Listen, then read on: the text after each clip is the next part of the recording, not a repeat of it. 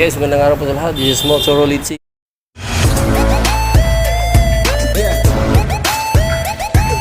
Kapalit tayo ng bearing guys sa ating transmission bearing.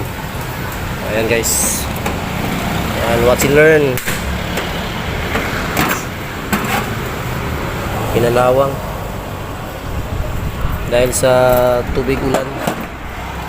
In English, acid rain. Wala po to na bawasan. Wala po to na tuyuan guys. Ano lang. Kinalawang dahil sa tubig ulan. Ayan na. Palitan na rin ang bago. Sana may available na bearing.